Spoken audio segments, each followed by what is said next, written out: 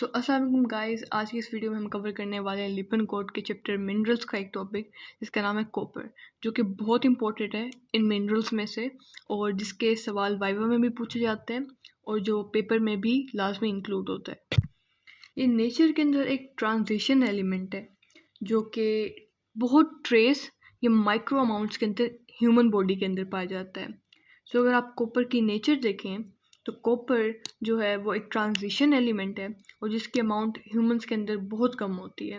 लेकिन अमाउंट कम होने के बावजूद भी इसकी जो ज़रूरत है वो बहुत सी ह्यूमन एंजाइम्स को होती है और ये आपकी खुराक के ज़रिए आपकी बॉडी के अंदर एब्जॉर्ब होता है और उन डिफरेंट टिश्यूज़ को प्रोवाइड किया जाता है जहाँ यहाँ पे उनकी ज़रूरत होती है।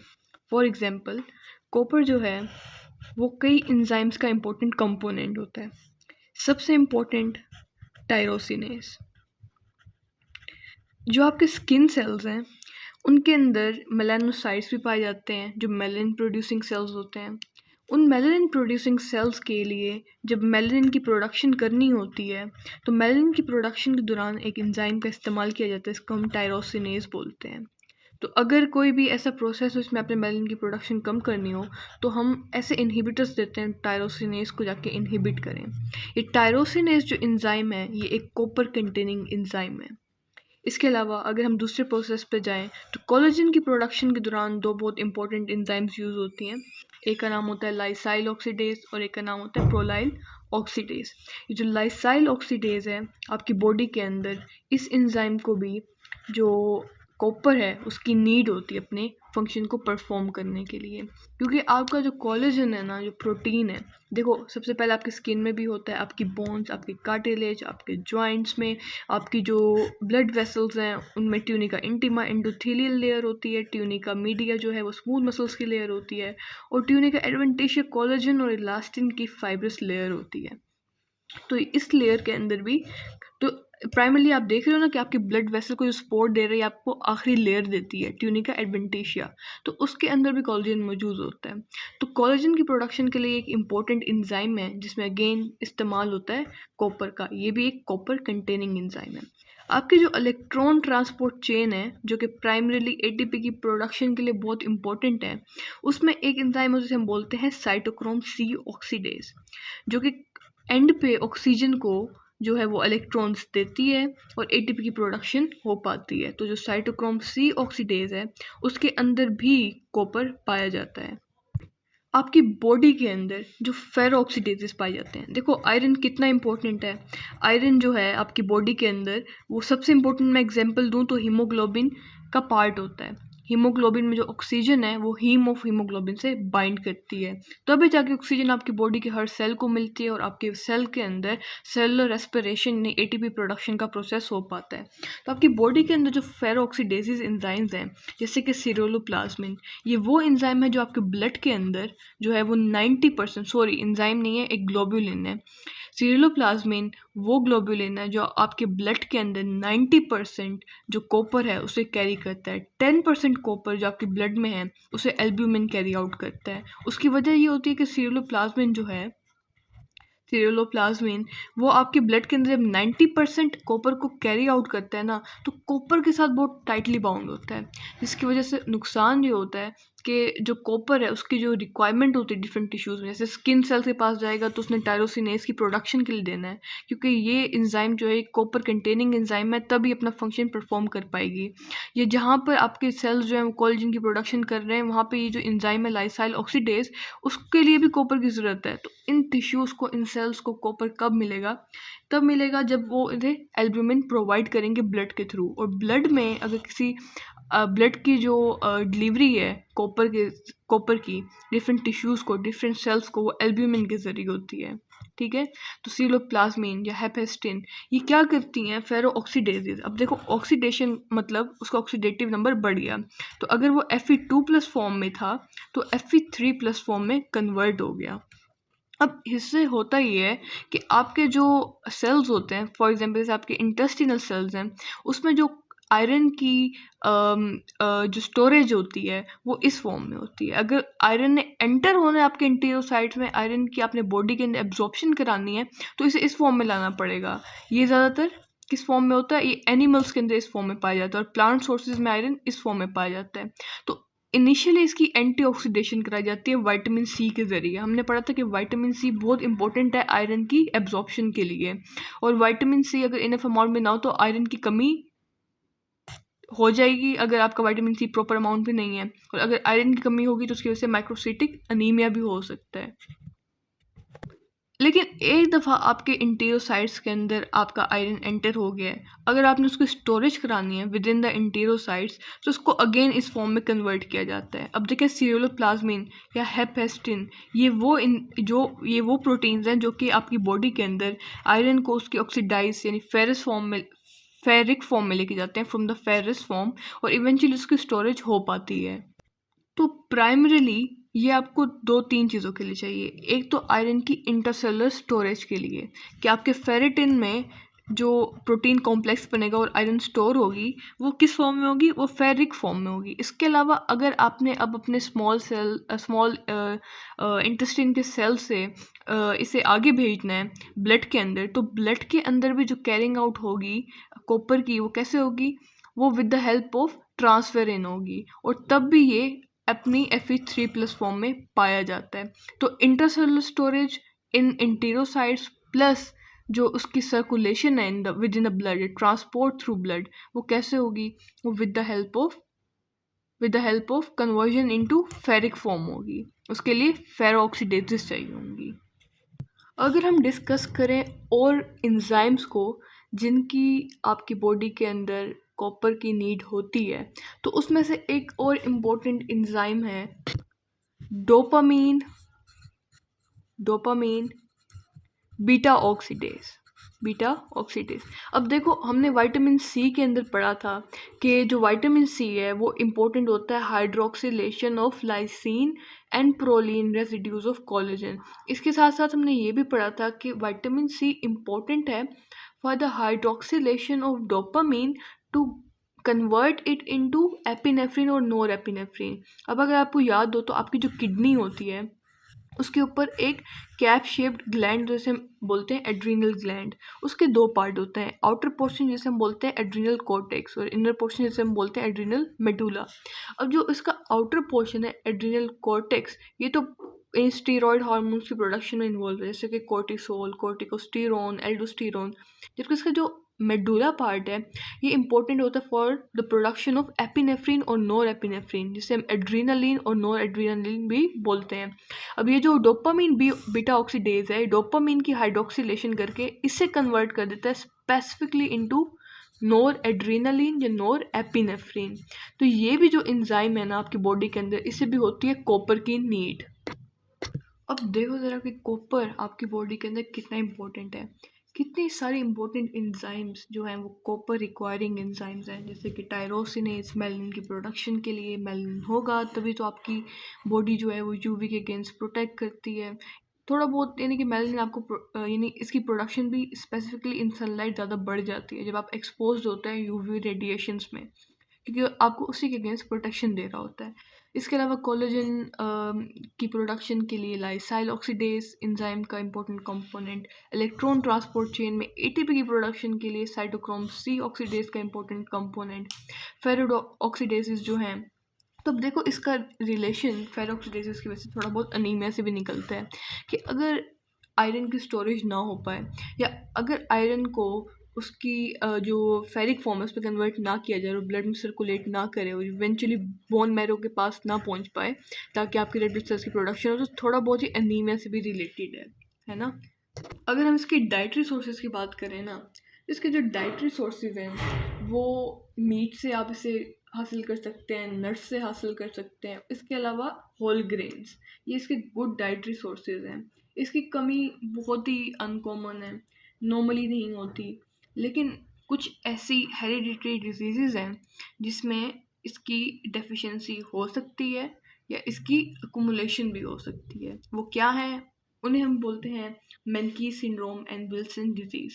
और ये क्या है हेरिडिटरी डिजीज़, अब चले इन्हें पढ़ते हैं। अब देखो जो पहली मेनकी सिंड्रोम है ना, ये एक्स लिंक्ड है। अब एक्स लिंक्ड होने का मतलब ये है कि मर्दों में ज़्यादा कॉमन है एज़ कम्पेयर टू फीमेल्स। अभी एक्स लिंक्ड है, इसमें होता कुछ यूँ है कि आपने जब खुराक से कॉपर ले लिया, अब आपके स्टमक से आपके स्मॉल इंटेस्टाइन में इसकी एब्जॉर्प्शन होनी है। तो होता ये है कि जब आपके स्मॉल इंटेस्टाइन में इसकी एब्जॉर्प्शन होती है और ये आपके इंटेरोसाइट यानी स्मॉल इंटेस्टाइन के सेल्स के अंदर जाता है, तो वहाँ से इसने इवेंचुअली जाना होता है आपकी ब्लड सर्कुलेशन के अंदर, इवेंचुअली एंटर हो जाना होता है आपकी ब्लड के अंदर, ताकि आपका ब्लड जो है ना उसे हर जगह पे पहुंचा सके जहाँ पे उसकी नीड है। और मैं आपको बता देता कि 90% जो कॉपर की ट्रांसपोर्ट है ना आपकी ब्लड वेसल्स में, वो सीरियोप्लाज्मिन कराता है।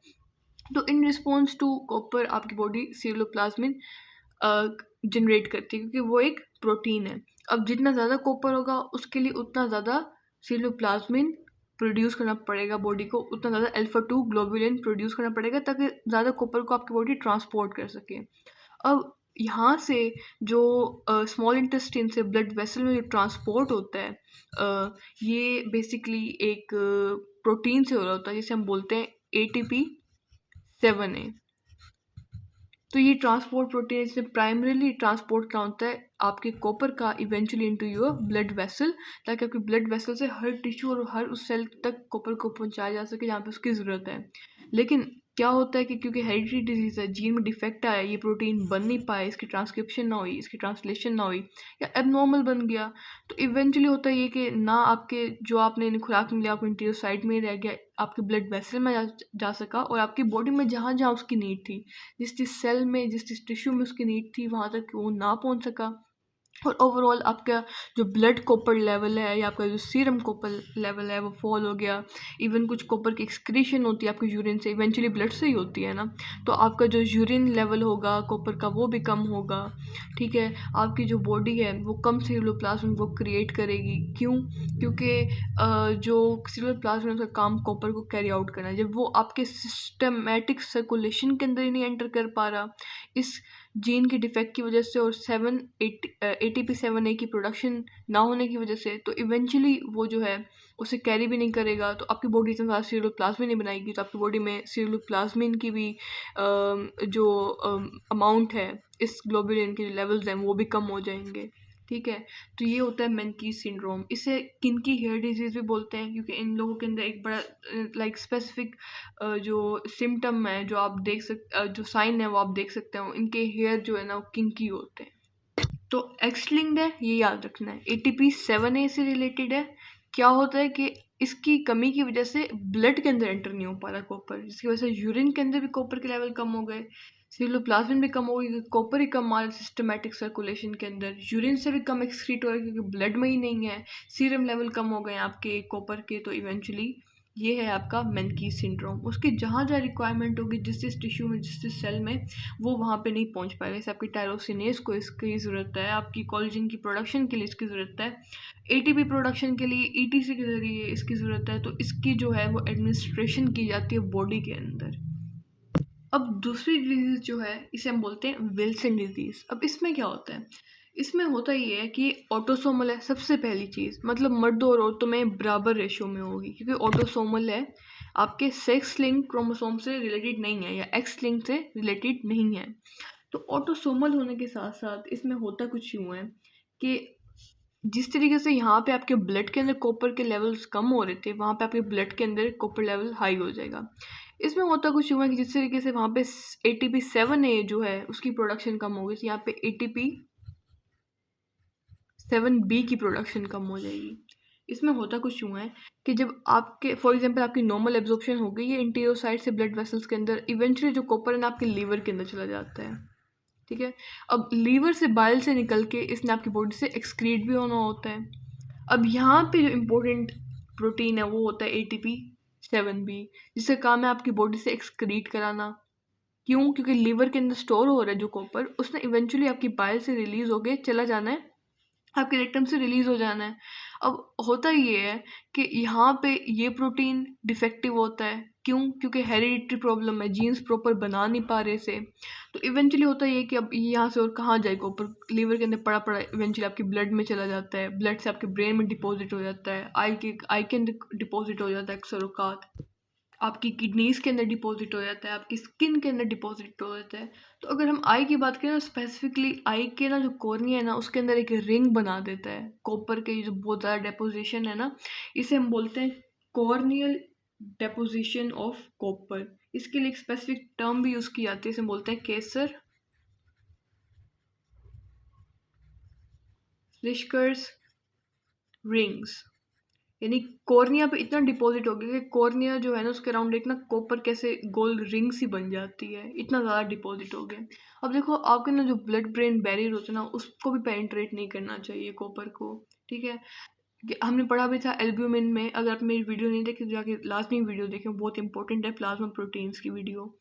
उसमें होता है ये कि आपका जो एल्ब्यूमिन है ना, वो आपके कॉपर को ब्लड वेसल्स में से स्पेसिफिकली ब्रेन में जाने से रोकता है। तो वहाँ पे एस्ट्रोसाइट्स मिलकर बनाते हैं एक ब्लड ब्रेन बैरियर। तो जब एल्ब्यूमिन कॉम्प्लेक्स बना लेता है ना कॉपर के साथ, तो आपके ब्रेन के अंदर डिपॉजिट नहीं हो पाता। अब आपके बॉडी के अंदर एल्ब्यूमिन के लेवल नॉर्मल हो, लेकिन यहाँ से क्योंकि एक्सक्रीट नहीं हो पा रहा कॉपर, तो उसके एबनॉर्मली हाई लेवल हो जाए आपके सिस्टमैटिक सर्कुलेशन में। अब थोड़ा बहुत एल्ब्यूमिन तो ठीक है, बाइंड कर गया कॉपर से। अब जो बाकी एल्ब्यूमिन है, जो बाकी कॉपर है, वो कहाँ जाएगा? उसने इवेंचुअली जो आपका ब्लड ब्रेन बैरियर से क्रॉस करके आपके ब्रेन में भी डिपॉजिट हो जाना है। अब क्योंकि ये जेनेटिक डिसऑर्डर है, आप किसी इंसान के एक एक लिवर सेल के अंदर 7 ATP7B तो नहीं डाल सकते। तो इवेंचुअली होता ये है कि अपनी पूरी ज़िंदगी के लिए ना ये लोग कॉपर चिलेटिंग एजेंट्स जो है ना, उनकी दवाइयाँ, उनकी मेडिसिन इस्तेमाल करते हैं। जैसे कि पेनिसिलामीन नाम से एक आती है, ये कॉपर चिलेटिंग एजेंट है, ठीक है। ये क्या एक्सक्रीशन बढ़ा देती है कॉपर की। तो इवेंचुअली इस तरह की चीज़ें की जाती हैं, ठीक है। और अब आप देख सकते हैं नॉर्मल डिफरेंस के ATP7 है, इसे 7B था। ये एक्स लिंक्ड है, ये ऑटोसोमल है। इसमें एब्जॉर्प्शन नहीं हो पा रही थी, तो हर चीज़ कम हो गई थी। सिर्फ प्लाज्मिन के लेवल कम हो गए थे, कॉपर के ब्लड या प्लाज्मा या सीरम लेवल कम हो गए थे, और यूरिन में से भी कम एक्सक्रीट हो चुकी, ब्लड में थी नहीं। यहाँ पे ऑटोसोमल है, ब्लड के अंदर हाई हो गया है, डिपोजिशन हो रही है उसकी ब्रेन के अंदर। स्पेसिफिकली कॉर्निया की बात करें तो वहाँ पे ये रिंग्स बना रहा है, कॉर्नियल डिपोजिशन ऑफ कॉपर, ये रिंग्स बना रहा है। इसके अलावा आपके स्किन के अंदर भी डिपॉजिट हो रहा है, ठीक है। आपके जो लिवर के ATP7B है, उसे इफेक्ट पड़ा है, उसकी वजह से आपको पूरी life copper chelating agents use करने पड़ गए हैं। तो ये था आपका कॉपर। अगर आपको ये वीडियो पसंद आई हो तो काइंडली इसे लाइक करें, मेरे चैनल को सब्सक्राइब करें। और अगर आपका कोई सवाल है या फिर वीडियो में अगर कोई इम्प्रूवमेंट की जा सकती है, तो काइंडली मुझे वीडियो में कमेंट सेक्शन में बताएं नीचे, ताकि वो बेहतरी हम करें और जो हमारे कॉन्सेप्ट्स हैं वो बेहतर हो सकें। ये जो वीडियोस मैं बना रही हूँ यूट्यूब पे, ये मेरे भी बहुत काम आएंगी। कि I am a kind of person can not actually read books so much. So eventually होगा कुछ यूँ कि मैं अपनी वीडियोस देख के ही जब भी मुझे तैयारी करनी होगी मैं करूँगी। क्योंकि मैं ये वीडियोस बना रही थी, तो मैंने कहा कि मुझे इसे यूट्यूब पे डाल देना चाहिए कि मे भी किसी बंदे ने लिपिन कोड के ये टॉपिक्स पढ़ने हों। अक्सर ऐसा होता है कि हमें लोग आके कहते हैं कि यानी कि बायोकेमिस्ट्री तो ऐसा सब्जेक्ट ही नहीं है ना कि जिसे आप लोग पढ़ें या फिर जिस पे वीडियोस देखी जाएं। लेकिन अगर किसी बच्चे से नहीं पढ़ जा रहा, तो फिर वीडियोस देख के अगर उसके भी काम आ जाएं, so it's good for me. So अगर आपको वीडियो पसंद आए तो काइंडली लाइक कर दें, चैनल को सब्सक्राइब कर दें, और कमेंट सेक्शन में भी आपको वीडियो कैसी लगी और मेरी मेहनत कैसी लगी तो मुझे काइंडली बताएं। Thank you so much.